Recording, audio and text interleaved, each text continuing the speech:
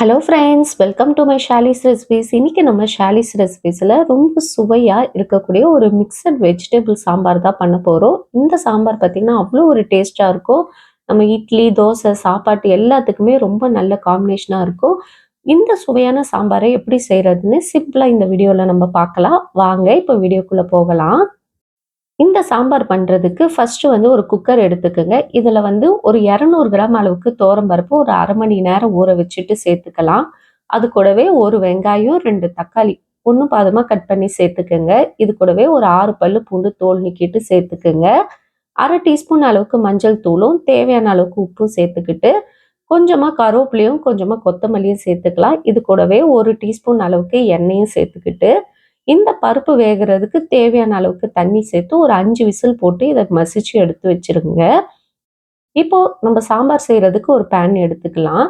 இதுல ஒரு 2 table spoon அளவுக்கு எண்ணெய் சேர்த்துக்கிட்டு எண்ணெய் காஞ்ச உடனே ஒரு டீஸ்பூன் அளவுக்கு சீரகம் சேர்த்துக்குங்க. நான் இன்னைக்கு சின்ன வெங்காயம் தான் ஒரு 10 சின்ன வெங்காயம் சேர்த்துருக்கேன். சின்ன வெங்காயம் இல்லைன்னா பெரிய வெங்காயமே சேர்த்துக்குங்க. இது கூடவே ஒரு 2 காஞ்ச மிளகாவையும் சேர்த்துட்டு நல்லா வதக்கி விட்டுடலாம். இப்போ இதில் உங்களுக்கு என்னென்ன வெஜிடபிள்ஸ் இருக்கோ உங்களுக்கு விருப்பமோ நீங்கள் சேர்த்துக்கலாம். நான் இன்னைக்கு முருங்கைக்காய், கத்திரிக்காய் சேர்த்துருக்கேன்.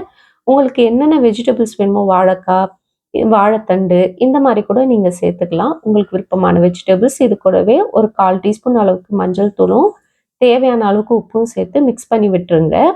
இப்போ இந்த காய் வேகிறதுக்கு தேவையான அளவுக்கு ஒரு கப் அளவுக்கு தண்ணி சேர்த்துக்கலாம். தண்ணி சேர்த்துட்டு மூடி வச்சிருங்க.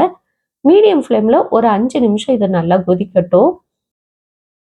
இப்போ காய் எல்லாமே நல்லா வெந்து வந்திருக்கும். இந்த நேரத்தில் புளி தண்ணி வந்து ஒரு கப் அளவுக்கு நம்ம சேர்த்துக்கலாம். சின்ன புளியை வந்து தண்ணியில் கரைச்சிட்டு நீங்கள் சேர்த்துக்குங்க. ரொம்ப நிறைய புளி சேர்க்க வேண்டாம். இதையும் சேர்த்துட்டு இதை நல்லா கொதிக்க விடுங்க. இது எல்லாமே நல்லா கொதிக்க ஆரம்பித்த பிறகு நம்ம ஆல்ரெடி மசிச்சு வச்சிருக்க பருப்பை வந்து இதில் சேர்க்க போகிறோம். சேர்த்துட்டு நல்லா மிக்ஸ் பண்ணி விட்டுட்டு இப்போ சாம்பாருக்கு எவ்வளோ தண்ணி தேவையோ அந்த அளவுக்கு தண்ணி சேர்த்துக்குங்க. இது எல்லாத்தையும் நல்லா மிக்ஸ் பண்ணி விட்டுருங்க. இது நல்லாமே கொதிக்க ஆரம்பிக்கட்டும். இது எல்லாம் நல்லா ஒரு கொதி வர ஆரம்பிச்ச பிறகு சாம்பார் பொடி இருந்தால் ஒரு 3 டேபிள் ஸ்பூன் சேர்த்துக்குங்க. அப்படி இல்லைன்னா குழம்பு மிளகாய்த்தூள் 3 டேபிள் ஸ்பூன் சேர்த்துக்குங்க. வீட்டில் அரைச்ச குழம்பு மிளகாய்த்தூள் சேர்த்துக்குங்க. தனி மிளகாய்த்தூள் வேண்டாம். இப்போ இது எல்லாத்தையும் மிக்ஸ் பண்ணி விட்டுட்டு நல்லா கொதிக்க விடலாம். ஒரு ஹை ஃப்ளேமில் ஒரு 2 நிமிஷம் நல்லா கொதிக்கட்டும். நல்லா கொதி வந்த பிறகு ஃப்ளேமை லோ பண்ணிவிட்டு ஒரு 10 நிமிஷம் அப்படியே கொதிக்க விட்டுருங்க. இப்போ இதுக்கு நம்ம ஒரு தாளிப்பு கொடுக்க போகிறோம். பேனில் வந்து ஒரு 3 டேபிள் ஸ்பூன் அளவுக்கு எண்ணெய் சேர்த்துக்கலாம். எண்ணெய் காஞ்சவுடனே ஒரு அரை டீஸ்பூன் அளவுக்கு கடுகும், அரை டீஸ்பூன் அளவுக்கு சீரகம், அதே போல் உளுத்தம்பருப்பு ஒரு 1/4 டீஸ்பூனும் 2 காஞ்ச மிளகாவை கிள்ளி சேர்த்துக்குங்க. பெருங்காயத்தூள் ஒரு 1/4 டீஸ்பூன் சேர்த்துக்கிட்டு கொஞ்சமாக கருவேப்பிலையும் போட்டுட்டு இதை நல்லா மிக்ஸ் பண்ணி விட்டுட்டு இப்போ கொதிச்சுட்டு இருக்க சாம்பாரில் சேர்த்துட வேண்டியதான். அவ்வளோதான். இப்போ சாம்பார் நம்மளுக்கு சூப்பராக ரெடி ஆயிடுச்சு. இதை சுட சுட இட்லி, தோசை, சாப்பாட்டுக்கெல்லாம் போட்டு சாப்பிட அவ்வளோ அருமையாக இருக்கும். ட்ரை பண்ணி பாருங்கள். ரொம்ப சிம்பிளாக தான் இருக்கும். ஹெல்த்தியான ஒரு ரெசிபியும் கூட. மறக்காமல் இந்த மாதிரி சிம்பிளான ரெசிபிஸ் பார்க்குறதுக்கு நம்ம சேனலை சப்ஸ்கிரைப் பண்ணி வச்சுக்கோங்க ஃப்ரெண்ட்ஸ். இன்னொரு வீடியோவில் உங்களை சந்திக்கிறேன்.